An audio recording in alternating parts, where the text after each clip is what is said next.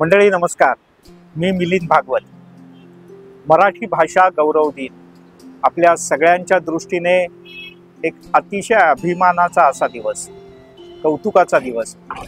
या निमित्तानं गेल्या काही काळापासून विविध राजकीय पक्ष वेगवेगळ्या प्रकारचे कौतुक सोहळे आयोजित करत असतात. मराठी भाषेकरता काम करणाऱ्यांचा, कवी, लेखक अशा सगळ्यांचा सन्मान करण्याचा, त्यांनी केलेल्या मराठीतल्या लिखाणाच्या, वाचनाचा, आठवणीचा हा दिवस. पण मंडळी, विचार करता करता काही मित्रांशी गप्पा मारता मारता अचानक असं सुचलं की अशा कोणकोणत्या गोष्टी आहेत की ज्यामुळे मराठी भाषेचा गौरव खऱ्या अर्थानं वाढतो. मग कदाचित नेहमी मराठीत बोलणं, मराठीत संवाद साधणं, मराठीतलं वाचन करणं, मराठी लिहिणं, सध्याच्या इंग्रजीचा आणि हिंदीचा प्रचंड प्रभाव असलेल्या आपल्या दैनंदिन जीवनात आवर्जून चांगल्या, सोप्या आणि छान मराठी शब्दांचा वापर करणं. पण यासोबत आणखीन काही गोष्टींनी मराठी भाषेचा गौरव वाढतो असं आमच्या गप्पांमधनं समोर आलं. वेगवेगळे भाषिक जे महाराष्ट्रात राहतात त्यांनी जर का आवर्जून मराठी भाषेला जवळ केलं तर निश्चितच तो मराठी भाषेचा गौरव आहे. अचानक असं विचार करता लक्षात आलं की माझा एक मित्र आहे, तो हत्तींशी आणि वेगवेगळ्या प्राण्यांशी संवाद साधतो. मग तो हत्ती किंवा प्राणी भारताच्या कुठल्याही भागातला असला तरी त्याच्याशी संवाद साधताना तो मराठीतूनच संवाद साधतो. कदाचित याने मराठी भाषेचा गौरव वाढतो का? अन्य विविध प्रांतीय जे महाराष्ट्रात राहतात पण आवर्जून मराठी भाषेचा बोलण्यात, लिखाणात, दैनंदिन जीवनात वापर करतात, त्या सगळ्यांच्यामुळे मराठी भाषेचा गौरव वाढतो. आणि म्हणूनच आज अशा काही लोकांना आपण भेटणार आहोत की ज्यांची मातृभाषा खरं तर वेगळी आहे पण त्यांनी मराठी भाषेला आपलंसं केलं, मराठी भाषेने त्यांना आपलंसं केलं आणि दोघे एक कधी झाले हे त्यांनाच कळलं नाही. तेव्हा मंडळी, आज आमचे सख्खे शेजारी असलेल्या एका कुटुंबाला आपण भेटणार आहोत ज्यांची मातृभाषा खरं तर तेलुगू आहे.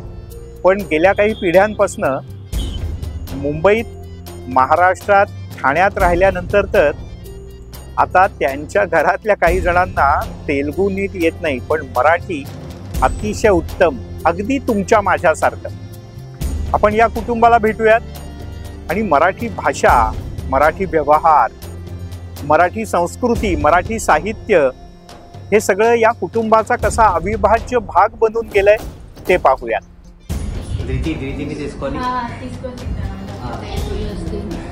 మమ్మీ ఓ వచ్చినావా రా రా నీ డ్రెస్ చాలా మంచిగా ఉంది మమ్మీ రా కూర్చో రా మమ్మీ రా కూర్చో మంచి డ్రెస్ మంచిగా కొడుతున్నావు ప్రోగ్రామ్ కి పోయి వస్తే మంచిగా ఉందేనా? మంచిగా చాలా మంచిగా ఉంది. विठुल नमस्कार. नमस्कार. या काय म्हणतात? एकदम मस्त. आई नमस्कार. आता तर तुम्ही सगळे तेलुगूत बोलत होता पण मी नेहमी येत होतो तेव्हा तर तुम्ही सगळे मराठीत बोलता. हो, आमचं म्हणजे सुरुवातीपासून घरात सगळे मराठीच आम्ही बोलतो. आम्हाला जी लहानपणापासून सवयच लागली मराठी. म्हणजे आता असं बघायला गेलं तर इथे आमचा जन्म इकडेच झाला. सगळे आमचे शेजारचे मित्र मंडळी सगळे महाराष्ट्रीयन असल्यामुळे घरात सगळ्यांना मराठीची सवय. म्हणजे आमचे काका, आत्या, मावशी हे सगळे नातेवाईक घरात मराठीतच बोलतात. तर ती मराठीची सवयच आहे. आणि तसं म्हणाल तर आमचं आता जो व्यवसाय वगैरे आहे त्यात सुद्धा आमचे जे सहकार्य वगैरे आहेत ते सगळे महाराष्ट्रीयन आहेत. तर त्यामुळे तो वातावरण तसं असल्यामुळे आम्हाला मराठीची सवय आहे. आणि आम्हाला तसं बघायला गेलं तर मराठी एवढं सोपं वाटतं. ते आमची भाषा म्हणजे तेलुगू, पण तेलुगूपेक्षा आम्हाला सोपं हेच वाटतं. तेलुगू म्हणजे बोलणं आम्हाला जरा कठीणच आहे. थोडं थोडं आम्हाला येतं, कळतं जास्त, पण मराठी सगळ्यात सोपं आहे आमच्यासाठी. पण मग आई, तुम्ही कधी महाराष्ट्रात आलात आणि तुम्ही किती वर्षांपासून मराठी बोलताय किंवा कशा शिकल्या मराठी? बापरे, मराठी मीटर पुण्यात होतो आम्ही राहायला. माझ्या वडील आई पुण्यात, मग पुण्यातनं इकडे आलो. मग इथे येऊन इकडे ठाण्यात राहिलो. आता ठाण्यामध्ये किती वर्ष राहतात? 40 वर्ष झालं असेल आम्हाला. हो 45 तेवढं म्हणजे 70 म्हणजे 72ला बाबा मुंबईत आले होते आणि आईचा तर जन्म पुण्याचा आहे आणि नाही जन्म आंध्र प्रदेशचा आहे, पण लहानपणीच 2 वर्षाची किंवा 3 वर्षाची असताना पुण्याला आले, तेव्हापासून पुण्याला लहानपण पूर्ण पुण्यात. म्हणजे मामाला मराठी शेजाऱ्यांकडनं जेवढं शिकायला मिळालं त्याच्याहून जास्त आईकडनं शिकायला मिळालं. कारण आईचं मराठी म्हणजे एकदम छान आणि आईला आजही मराठी वाचता लिहिता सगळं येतं आणि आम्ही पण महाराष्ट्रात शाळेत शिकल्या त्यामुळे आम्हाला मराठी वाचता लिहिता दोन्ही येतं. लहानपणापासूनच जसं मम्मी मराठी बोलायची तर मग ते आम्हाला आमची लँग्वेज नंतर आली, पहिला मराठी आली. आमच्या गावी पण आहे ना, माझी आत्या, माझे काका आणि मोठे पप्पा हे सगळे मुंबईला राहून गेले. ते आज आम्ही गावी जातो तर ते पण आमच्याशी म्हणजे त्यांचं तुम्ही जे वेशभूषा असते ती गावाची आहे, पण ते जेव्हा बोलतात तर आमच्याशी ते मराठीत बोलतात. तर तिकडे गावात पण लोक आम्हाला बघतच असतात की जे आम्ही संवाद करतो तो मराठीत होतो. तर त्यामुळे सगळीकडे म्हणजे मराठी एवढं पसरलंय की आमच्या इकडच्या मुंबई जेवढे नातेवाईक आहे तेवढ्यातच नाही तर गावाला पण आम्ही जातो तर गावाला आमच्या घरी पण आम्ही मराठीतच बोलतो. तिकडे जे राहतात त्यांच्याशी पण मराठीत बोलतो. प्रत्येक ठिकाणी मालवणी जेवण असो किंवा पुणेरी असो काही सगळं म्हणजे मिसळपासनं कोल्हापूरचा सगळा तांबडा पांढरा रस्सा तर सगळं म्हणजे आम्हाला आमच्या पदार्थापेक्षा मराठी पदार्थ पुरणपोळी, उकडीचे मोदक, वडापाव, मिसळ सगळे पदार्थ आवडतात आम्हाला. आम्ही शक्यता सगळे महाराष्ट्रीयन हॉटेलच प्रिफर करतो खाण्यासाठी. कुठले मराठी पदार्थ जास्त आवडतात? कारण तुमचं तर सकाळ संध्याकाळ स्वयंपाकघर.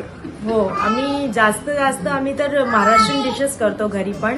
म्हणजे सांबर कधीतरी आमच्या घरी बनतो खरं बोलले तर. आणि मी इथे आल्यानंतर मला पुरणपोळी मी शिकली इथे, मोदक कसं बनवायचं ते शिकलो आम्ही. माझा आवडीचा सण तर दिवाळी आहे आणि गणपती पण आहे, पण माझी वेगळ्या प्रकाराने आम्ही हे गणपती साजरी करायचो. पण इथे येऊन मला म्हणजे दिवाळीमध्ये ते पहिलं अंघोळ असतं ते मला म्हणजे कळलं की हे पण असतं. आणि आम्ही दिवाळीमध्ये काही पदार्थ करायचं महाराष्ट्रीयन स्टाईलमध्ये, म्हणजे जसं लाडू असो, बेसनचा लाडू, रवाचा लाडू, करंजी, हे सगळं इथे येऊन मी शिकली. मला आधी काहीच यायचं नाही.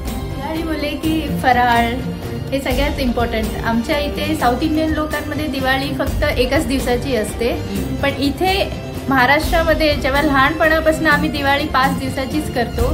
आणि मेन म्हणजे आम्हाला ते सगळ्यात जास्त आवडतं पहिली आंघोळ. सकाळी उठून आंघोळ करून फटाकडी फोडायचं आणि हे सगळं आमचं खूप म्हणजे बोलतात ना, आम्ही दिवाळी मुंबईचीच दिवाळी सेलिब्रेट करतो. तुझं शिक्षण कुठे झालं, कसं झालं आणि तुला तेलुगूशी जास्त संबंध का मराठीशी कसा?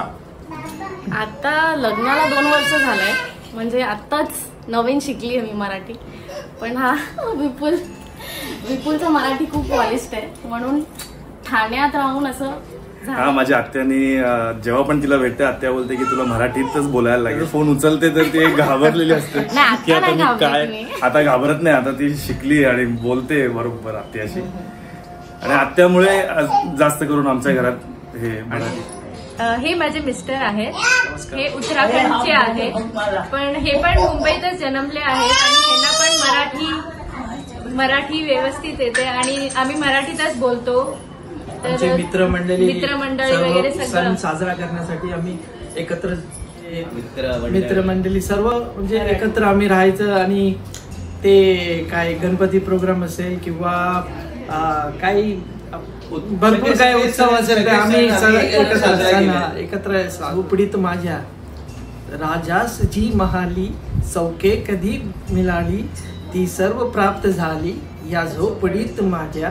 येता तरी सुखे या, जाता तरी सुखे जा, कोणावरी नवोजा या झोपडीत. लाभले आमास भाग्य, बोलतो मराठी, झालो खरेच धन्य, ऐकतो मराठी. तेव्हा मंडळी कसं वाटलं चिटू कुटुंबियांना भेटून? मस्त ना. आपण अशाच एका खास कुटुंबाला भेटणार आहोत. माझा कॉलेज पासनचा मित्र जमशीद खान. तुम्ही म्हणाल खान आणि शुद्ध मराठी, अहो तुम्ही ऐका तर खरं, हे सगळं कुटुंब खूप छान मराठी बोलतं. एवढंच नाही तर सगळेजण मराठीतल्या विविध प्रकारच्या साहित्याचं आवर्जून वाचन करतात. या कुटुंबातली पुढची पिढी, एवढंच नाही तर आधीच्या पिढ्या सुद्धा आवर्जून मराठी वृत्तपत्र, मराठी बातम्या, मराठी पुस्तकं, एवढंच नाही तर मराठी साहित्यासोबतच मराठी संस्कृती सुद्धा त्यांनी अगदी आपल्या दैनंदिन जीवनाचा भाग असल्यासारखे अंगीकारले. चला त्यांनाही भेटूयात. त्या मनामनात दंगते मराठी, आमच्या रगारगात रंगते मराठी, आमच्या घराघरात वाढते मराठी, आमच्या फुलाफुलात नांदते मराठी. खरं सांगायचं तर आम्ही सगळेच मराठी भाषिक अमराठी भाषिक आहोत, पण आमच्या घरात नेहमीच मराठी सहज बोलली जाते, बाहेरही सहज बोलली जाते. माझी बायको हसीना, मुलगी मेहर, ती पण कॉलेजमध्ये शिकते, पण ती पण मराठी सहज बोलते. मलाही मराठी लिहिता वाचता बोलता येतं. खरं सांगायचं तर मराठी आमच्या घरी आधीपासूनच आहे. माझे आई वडील, त्यांचं शिक्षण पण मराठीतच झालं, मराठी भाषेत झालं, मराठी माध्यमाच्या शाळेतच शिकले.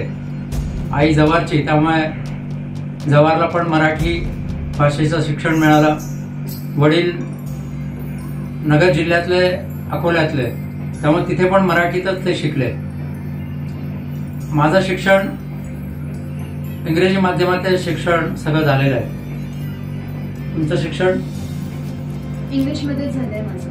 माझं नाव हसीना खान आहे. मी राहणारी लग्नाच्या आधी ठाण्यातून आहे. माझे आई वडील ठाण्यातलेच आहेत. मी पण इंग्लिश मीडियम मधूनच शिकली आहे, पण कसं पूर्ण आजूबाजूचे लोक होते तिकडे सगळेच महाराष्ट्रीयन होते. आमचं एकच म्हणजे 50-40 वर्ष झाले आम्ही तिथे ठाण्यातच राहत होतो.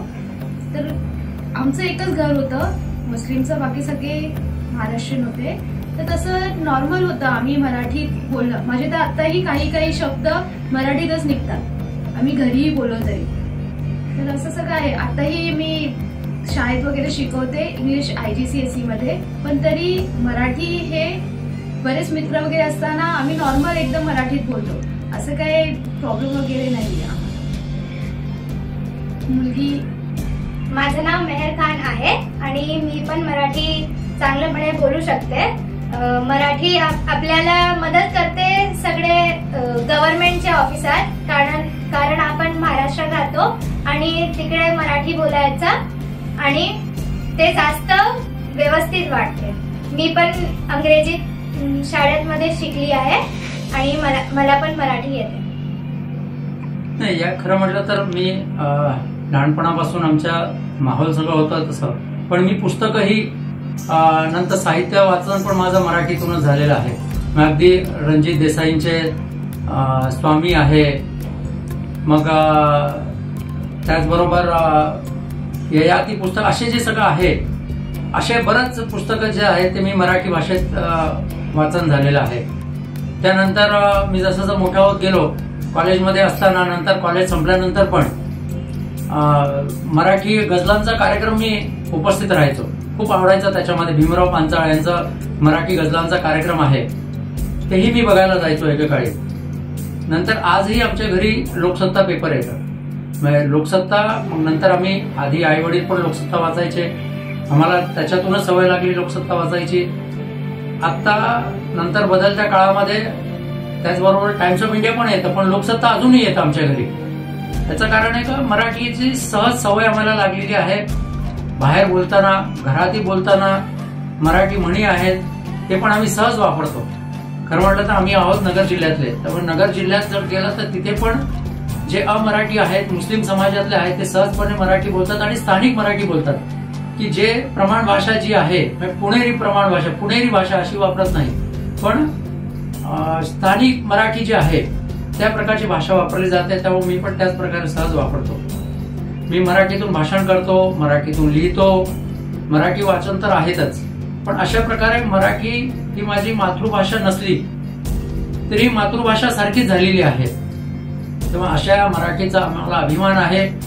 आम्ही पण सगळ्यांना सांगतो की तुम्ही ज्या राज्यात राहता, ज्या प्रदेशात राहता, ज्या भौगोलिक प्रदेशात राहता, तिथली भाषा तुम्हाला सहज अवगत झाली पाहिजे, सहज बोलता आली पाहिजे, तुमच्या व्यवहारात ती असली पाहिजे, लिहिण्या बोलण्यात असली पाहिजे. तेव्हा आम्ही स्वतः सगळ्यांना असं सांगत असतो की मराठी तुमची मातृभाषा काही असो.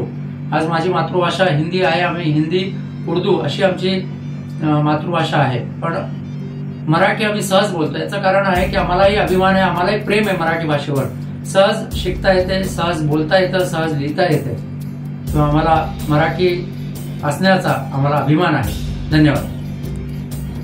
आपण मराठी भाषेबद्दल आणि आपल्या आजूबाजूच्या सगळ्यांच्या बद्दल बोलतो, पण मंडळी, प्राण्यांची भाषा कुठली असते?